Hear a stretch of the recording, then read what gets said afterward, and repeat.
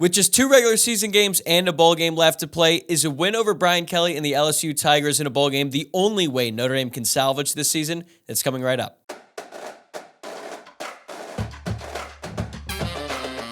You are Locked On Irish, your daily podcast on the Notre Dame Fighting Irish. Part of the Locked On Podcast Network, your team every day. Welcome to Locked On Irish, your daily Notre Dame podcast. Today is Wednesday, November 8th, and thank you for making this your first listen of the day. I'm Tyler Wojciak, and I'm your host. I'm a Notre Dame alum and producer covering college football for Fox Sports. And today's episode is brought to you by FanDuel. Make every moment more. Right now, new customers get $150 in bonus bets with any winning $5 moneyline bet. That's $150 if your team wins. Visit FanDuel.com/locked on to get started. Even though it's a bye week, we got you covered here with plenty of Notre Dame football content. Today, I'm going to be joined by Tyler James from Inside ND Sports, a part of the Rivals Network, to talk about what would success be for Notre Dame over the course of the next 2 regular season games and the bowl game. Obviously, winning out is the best case scenario, but I think it can get a little bit more specific than that. We get into that. Plus, we talk about Marcus Freeman's priorities during the bye week and how he and the rest of the Notre Dame coaching staff can get a head start on preparing for the offseason with just 2 games left in the regular season, and the transfer portal, the early signing period, all that is on the horizon. So this is a great opportunity for Freeman and them to get a head start. I had a lot of fun doing this. I hope you enjoy it too. So let's bring in Tyler. All right, I'm really excited about this one because we've got 2 Tylers on the show today, myself and Tyler James from Inside ND Sports, who joins me now. Tyler, let's start with this. Obviously, this season has not been what Notre Dame fans had hoped for, but with 2 regular season games left to play, plus the bowl game, obviously Notre Dame needs to win out. But what do you think is the best case scenario for this team as they close out the season? Yeah, I think the best case scenario is for Notre Dame to not only win, but win impressively and do so with some performances on offense that actually inspire you rather than make you scratch your head, which is what we've been seeing for quite some time now. And how does that come together exactly? I don't know that I have the answers for that. That's something that Marcus Freeman and Jared Parker and the offensive coaching staff need to figure out during this bye week. But I think in addition to winning those games, you need to show some offensive improvement. If there are players that you're holding back for certain reasons, give them the opportunities that they need. If there are parts of your playbook that you're not using for some reason, put them into use, and try to find the strengths of this offense, because I think that's been maybe the most frustrating part is, like, I don't know that you can really say what the identity of this offense is. Audric Estime can certainly run the ball well, but they don't necessarily do it in the same way every week. And it seems like a lot of times when they actually need it to happen, they don't have it available to them. So in addition to that, obviously getting a good opponent in the bowl game, I think if Notre Dame wins out, the ReliaQuest Bowl seems like the most likely destination, and that would be an SEC opponent. And obviously, I think a lot of people would be excited to play against Brian Kelly and LSU, although the downside of losing to Brian Kelly and LSU would be quite the dark spiral potentially to end this season. So I guess be careful what you wish for, but certainly as a media member, that's something that I would be interested in covering for sure. I was going to say, for everyone who covers the team, if Notre Dame were to get LSU, it'd be like the jump start that everyone needed, because it seems like interest has sort of waned a little bit as Notre Dame has lost 3 out of their last 6 games. But you get a matchup that's got that much juice to it with Notre Dame and LSU. I can only imagine the build-up for that game, but we're going to have to see, because Notre Dame still has to win out during the regular season, and I think Wake Forest and Stanford are going to be a little bit tricky. But as I was saying, the momentum around the program right now, it isn't that strong. But if Notre Dame were to win out, they win these next 2 games, and say, you know what, let's reach for the stars here. Let's say they do beat LSU, they beat Brian Kelly in the bowl game. What do you think that would do to the momentum around this team going into the offseason, despite the fact that they have 3 losses? I think there would be positive momentum. So here's the thing about, like, this season always felt like a bit of a one-off because you knew you had Sam Hartman, and for only 1 year. So this season was sort of like, I think that's what's so disappointing for some people. It's like, we went out to get Sam Hartman for a 3-loss season. Like, that's not what we were expecting. We were hoping to get to the college football playoff, and certainly Notre Dame hasn't gotten to that point. But I think the reason that you had some optimism, I think, should still be there. Although the biggest question moving forward is, like, what's the deal with the offense? So I think like I said, if there can be some offensive momentum towards the end of the season, that could be the case. I mean, some people say, I don't care what they do in the last couple of games. Some changes need to be made in order for there to be some renewed optimism in what Notre Dame's offense can be next year. But we're going to be seeing a lot of different pieces. I mean, Audric Estime is probably not going to be back.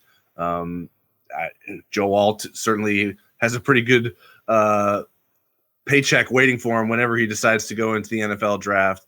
And so I think maybe these last two or three games is when you can finally see some more positive momentum from those wide receivers. Maybe Sam Hartman just sort of lets it rip the last couple of games with maybe a lot less pressure than he's been playing under the last few weeks. So I think those would be maybe some reasons for optimism. And then, I mean, some offensive creativity from Jared Parker, maybe some younger guys stepping up. I think those could be things to show momentum. But I think, like, defensively, you're going to lose some guys probably, but I don't know that there's anyone on Notre Dame's defense right now that's irreplaceable. They have a lot of good depth in a number of places. And certainly they're going to need guys to step up next season. But with what Al Golden's been building, with what the way they've recruited and some younger guys have been playing in rotation, you sort of have some confidence that the defense will continue to play at a high level. So I think there's reason to believe at least that half of the field will be continuing its sort of upward trend going into next season. Without a doubt. And the bye week is at a really weird time. But honestly, I think it might be exactly what Notre Dame needs, because they can basically get a head start on addressing all of those offseason questions that we've referred to so far. Like, they can start preparing for this transfer portal, maybe scouting some guys, recruiting. We're getting close to the early signing day, and also some critical decisions regarding the future of Notre Dame staff. So if you were Marcus Freeman, what would your top priorities be during this bye week? Yeah, I mean, I think he has to worry about winning those next two games. He's not at a spot where he can take those games for granted, given how Notre Dame has lost some games that they shouldn't have in the past during his short tenure. So I think that has to still be top of mind. But yeah, I think evaluating the portal possibilities, seeing where young guys are at. I mean, if there's some guys that are maybe borderline redshirt candidates, like if they've played 3 or 4 games, do we want to push through? Talk to those players, make sure that they're on board with that. I think that's important. I know some people will be like, well, what if the coaches want them to play, they need to play, but it's a little bit more complicated in the current portal era than that. So I think that is something that should be of important conversations. And then, what does Marcus Freeman needs to ask? What does our offense look like? Not just these next 2 or 3 games, but what is it going to look like in the broader picture? Now, he doesn't have to find all the answers for that in this 1 week, but I think that needs to be something that is discussed and considered and evaluated moving forward. And this allows him some time to do that. But I think most importantly, it's making sure that this team is in a position to finish the rest of the season strong, because Notre Dame can make it through with 3 losses, but 4 or 5 losses, that would be really hard to stomach. And that could wipe that optimism away that some people still have, because this is still sort of a new thing here for Marcus Freeman. Yeah, they got to win out, because at this point, any additional loss in the regular season would be maybe, I was going to say catastrophic. That might be too strong of a word, but still, I would say probably just embarrassing. You know what I mean? Embarrassing is probably more. It's probably more fitting. It's not quite like UConn in 2009 level. Like that. That was catastrophic. But right. Notre Dame does have to win out. If they were to win out, that means the offense would have to show pretty significant improvement, because it can't get any worse than what it was during the second half of last week. And I think to some fans, that might present a double-edged sword, because it's like, oh, great, the offense is improved. Does that mean we're going to have Jared Parker around for the future? Or, I mean, if it really bottoms out, then I think we all know what's going to happen then. But do you think that these next 2 games will dramatically alter Marcus Freeman's decision about the future of the offense, not just with the coach, the philosophy, things like that? Because they're only playing Wake Forest and Stanford. Like, the expectation should be to put up points on those guys. I don't think so. The only way that I think it could, if for some reason Jared Parker has all these, and I don't necessarily believe this to be the case, if Jared Parker has all these ideas that he's wanted to do with this offense, but Marcus Freeman's been telling him, no, like, this is what I want our offense to be. And so Jared Parker is more or less following Marcus Freeman's orders and trying to execute Marcus Freeman's sort of idea of what this offense needs to look like. Because then if that's the case, and then he lets Jared Parker like take over and like do whatever he wants, and then has a great 2 games, and I think that would be influential. Otherwise, like Jared Parker, like this offense, statistically isn't bad. They've had good games. They've had good moments even against bad or good competition, but they have not done enough against those best opponents. And that's, I mean, this is Notre Dame. You need to win those games, and you can't rely on your defense to win all those games for you. And so I think Marcus Freeman will have to look at the full sum of what this season has been, and particularly the games that Notre Dame's offense didn't come through, and figure out why it didn't come through. And if the arrows start pointing back at Jared Parker, then I think that is what will most inform his decision to either move on or not move on from him as the offensive coordinator. Yeah, I agree. I think he's got a pretty good sense of what he's going to do right now, but you obviously got to let these last 2 games play out.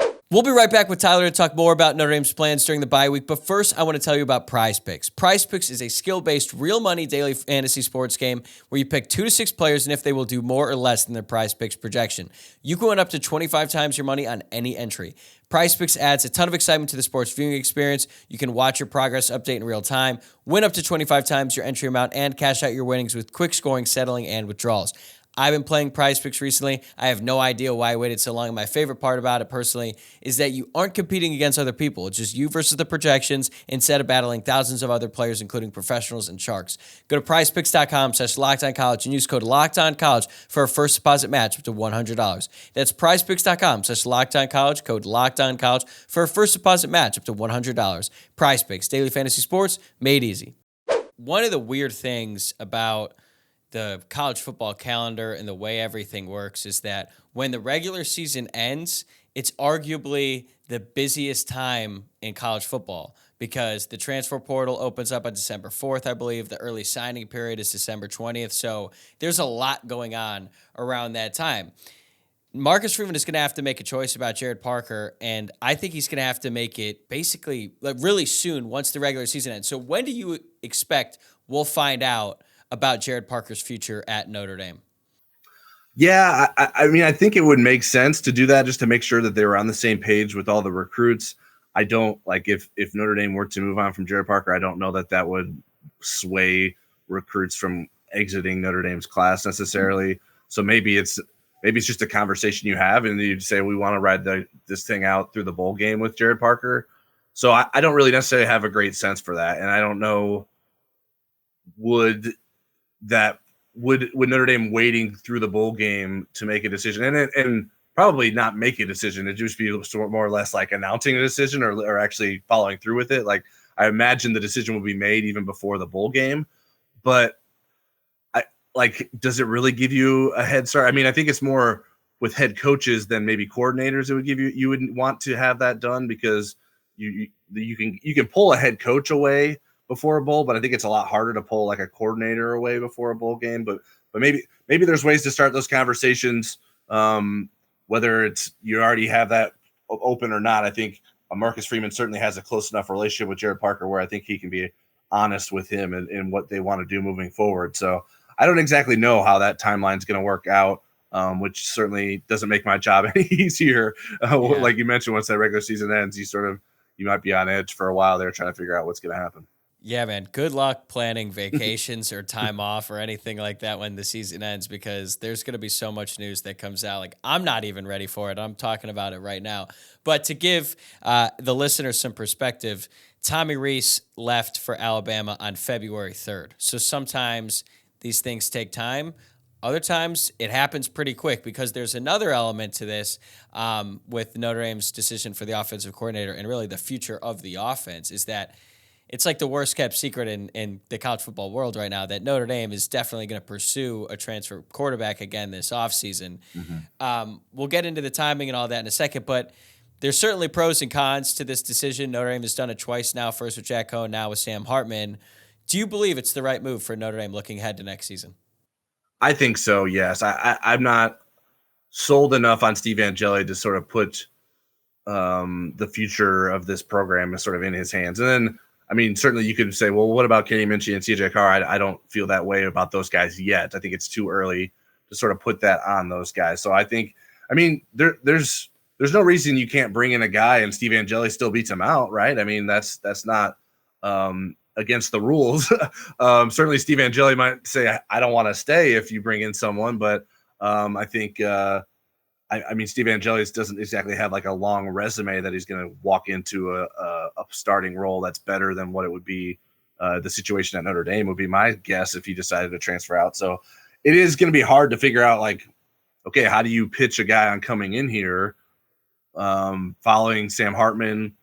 The Sam Hartman situation would be somewhat similar if you do move on from Jared Parker, you're on to a new coordinator. Sam Hartman came to Notre Dame before knowing who that new coordinator was, because at that time it was Tommy Rees. And so how does Notre Dame sell this portal quarterback on that they will make the right decisions for that player and will be setting him up? Certainly, like having Gino Guidugli as the quarterback's coach in place, I think would be helpful with that. But who knows? Maybe Notre Dame goes out and finds an offensive coordinator that's a quarterback's coach, and maybe Gino Guidugli isn't around anymore. I don't know. I think there's all kinds of possibilities if Notre Dame's in the offensive coordinator market of how the offensive coaching staff could shake out. So it's quite the balance that they have to walk here, and I think it's going to have to do with the quarterback being that Notre Dame would pursue, really buying into what Marcus Freeman's sort of vision for the program is, and an understanding of what playing at Notre Dame at a high level can do for a quarterback. Yeah, it's really interesting, man. Because Notre Dame, on one hand, you're like, they got to move with a sense of urgency with the coordinator position, because if they really need a portal guy, it's going to be a lot harder to get one when you don't even have an offensive coordinator, or you don't know who it's going to be if the old guy's still around. So there's a lot of things. Maybe there's a 2-for-1 deal out there. Maybe you can find an offensive coordinator that has a really good quarterback and bring them both in.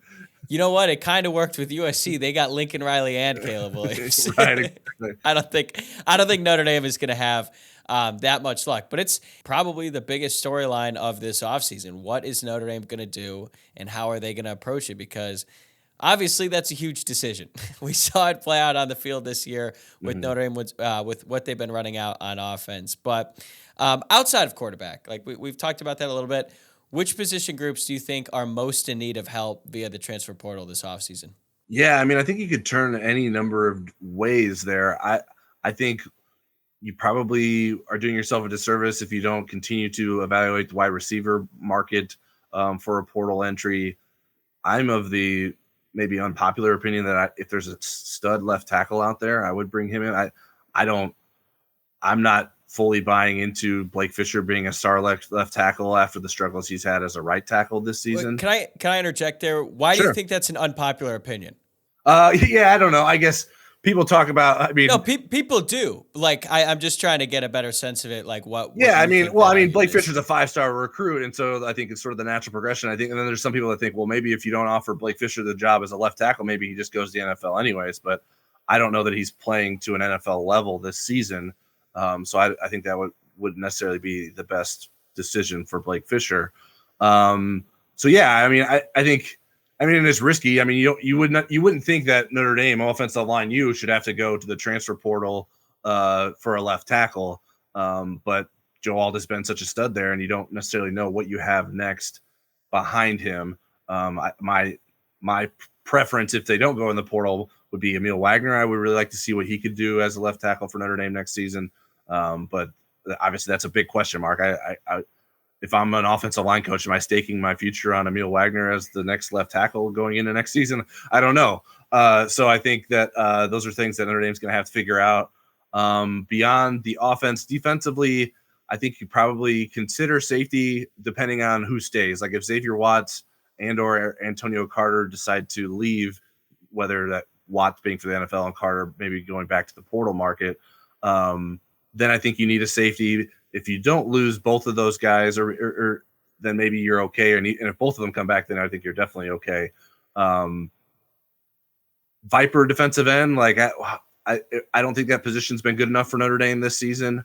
So I would be interested to see what Notre Dame could find there if there was an option. Certainly, you have some younger guys there working their way up, but is Joshua Burnham and Boubacar Traore and Junior Tuihalamaka enough to go into next season?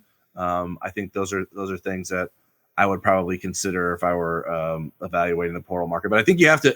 I mean, that the current day and age is you have to evaluate everything. I mean, you have to always be willing to upgrade and never rule anything out if it makes sense and it's a guy that can fit here. Especially with Notre Dame has such like slim parameters to get guys in through the transfer portal. If there's a guy that makes sense, I think you have to at least look into it and figure out if it's a match. I'm of the belief that if there's a good transfer prospect out there who wants to come to Notre Dame, take him. Figure out the depth chart and all that later. If that person can contribute on the team, you got to take him because guys are going to leave anyway. Guys who you and I probably would never expect right now are probably going to transfer out of Notre Dame. Last year was Logan Diggs. Who knows who it's going to be this year? And that's not a problem specific to Notre Dame. That's the nature of college football right now. Like, look at Jermaine Burton. He transferred from Georgia to Alabama. Bear Alexander transferred from Georgia to USC. So it happens to the good programs too. But to your point about Blake Fischer and people's concern about whether Notre Dame should add a transfer on the offensive line, Michigan won the Joe Moore Award the past 2 years, and they added Ladarius Henderson, a transfer from Arizona State. He is their starting left tackle right now. So it can work. But do you see Blake Fisher's future as a right tackle? Do you see, is that even an option anymore to switch him back to left tackle? Because I feel like as fans, people who aren't as familiar with the position, they're like, oh, that's an easy move. But in reality, I think it's a lot more difficult than people might expect. Yeah, I think I would want to have seen him have more consistent success at right tackle to feel confident in moving him over to left tackle.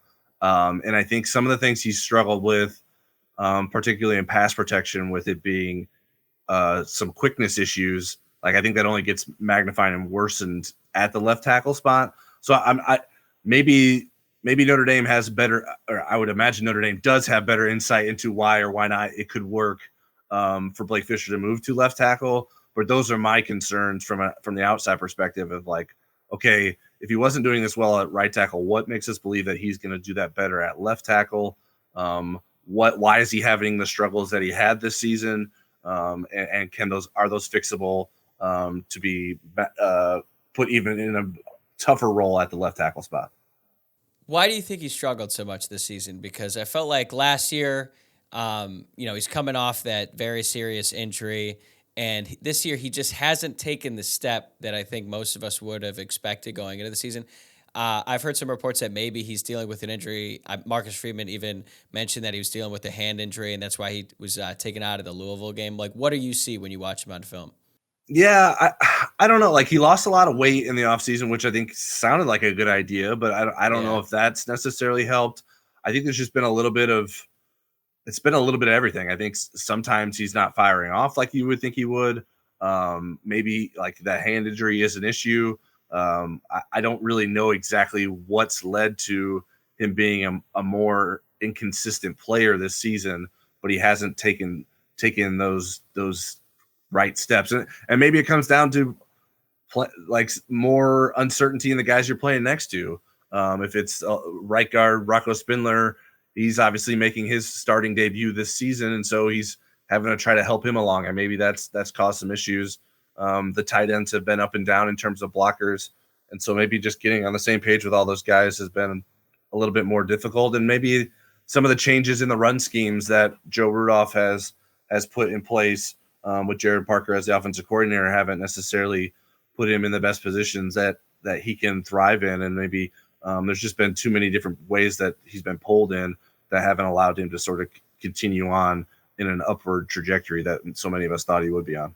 Score early this NFL season with FanDuel, America's #1 sportsbook. Right now, new customers get $150 in bonus bets with any winning $5 moneyline bet. That's $150 if your team wins. If you've been thinking about joining FanDuel, there's no better time to get in on the action because the app is so easy to use. There's a wide range of betting options, including spreads, player props, over-unders, and more.